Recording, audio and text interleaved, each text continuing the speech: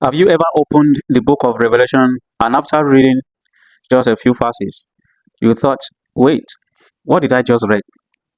Honestly, you are not alone. Revelation has angels, strange creatures, lamps, stars, visions, and a mysterious figure who looks completely different from the Jesus we normally picture.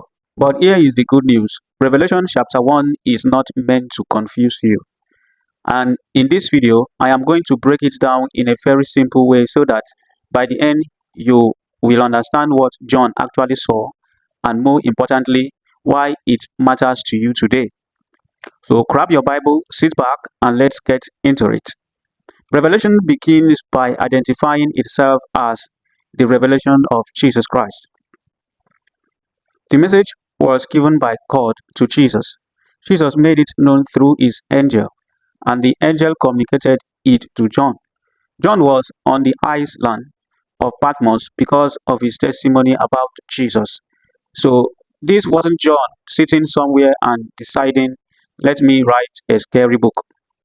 He received a revelation, a divine unveiling of what God wanted his servant to know.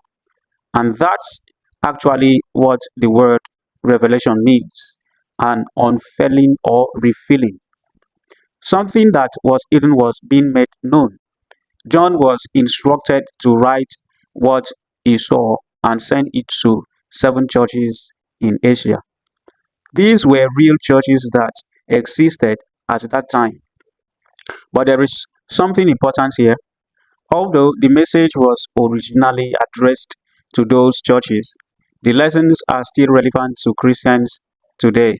In fact, Revelation repeatedly says, "He who has an ear, let him hear what the Spirit says to the churches." In other words, don't just read this as an ancient story. Listen to what God is saying. Now, we get to one of the most powerful parts of this chapter. John says that while he was on Patmos, he was in the Spirit on the Lord's day. Then he heard a loud voice behind him, like a trumpet.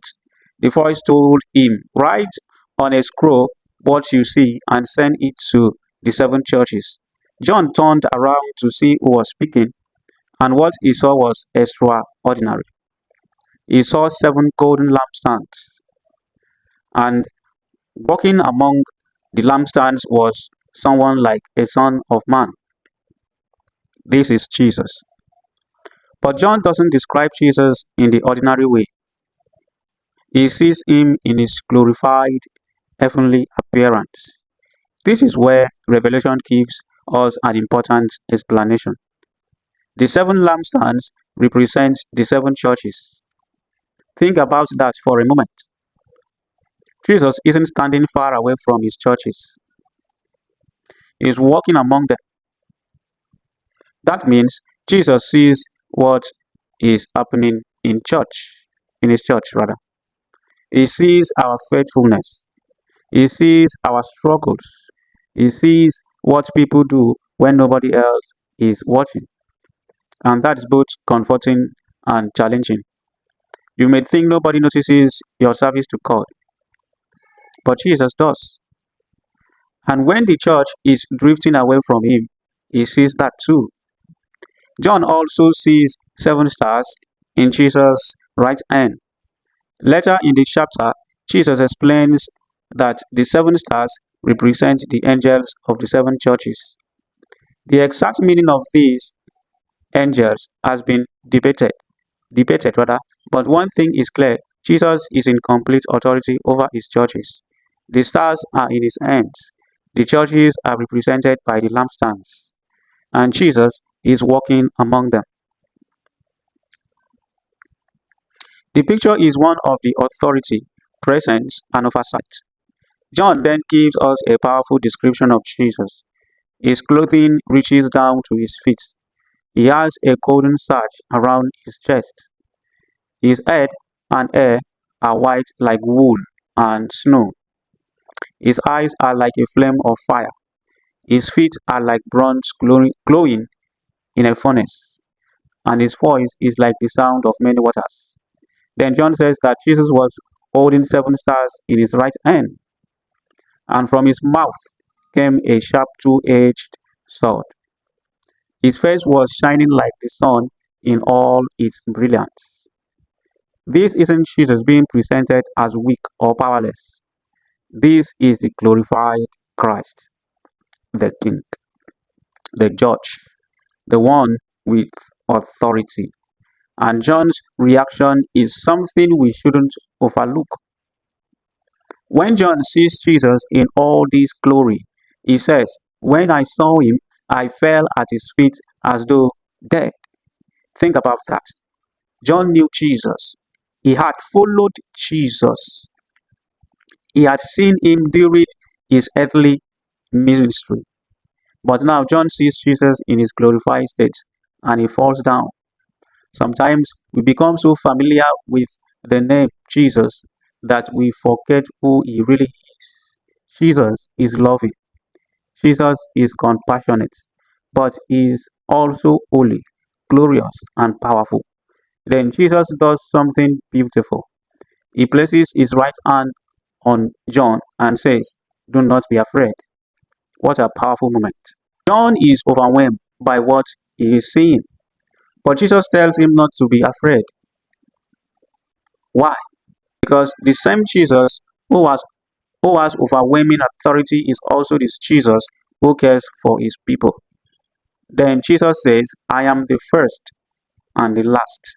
And he says, "I was dead, and behold, I am alive forever and ever." This points directly to his death and resurrection. Jesus died, but death did not defeat him. He is alive forever. Jesus then says something else that is incredibly powerful. "I hold the keys of death and earth."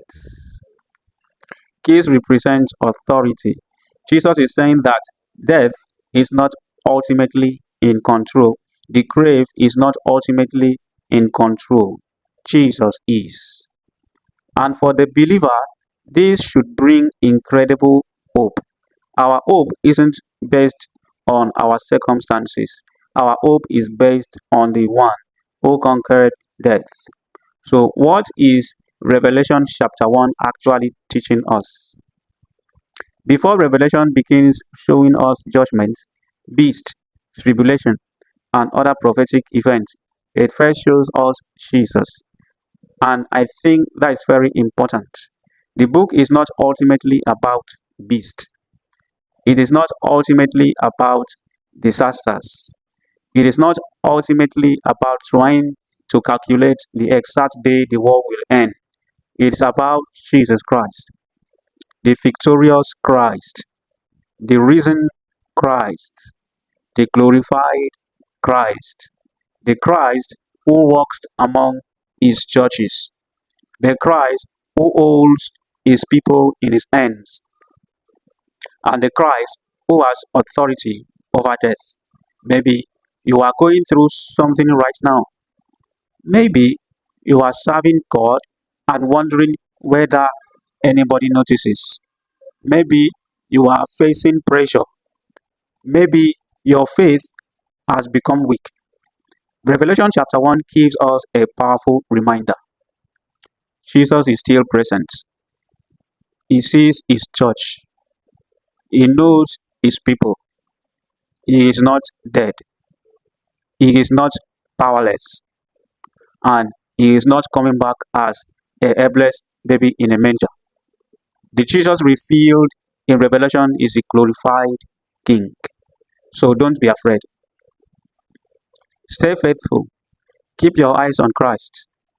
And if this explanation help you understand Revelation chapter 1 better, don't just watch and leave. Subscribe to this channel because we are going through the Bible and breaking down difficult passages in a simple way. And here is something I would love you to do. Comment, "Jesus is alive," below if you believe that Jesus Christ is the first and the last, the one who was dead but is alive forever. Also, share this video with someone who has always found the book of Revelation confusing. And if you want me to continue this series, the next chapter is Revelation chapter 2. speaking directly to the 7 churches. So, subscribe and turn on the notification bell so you don't miss it. And remember this, don't be afraid of revelation. Look for Jesus in it. God bless you, and I'll see you in the next one. Bye.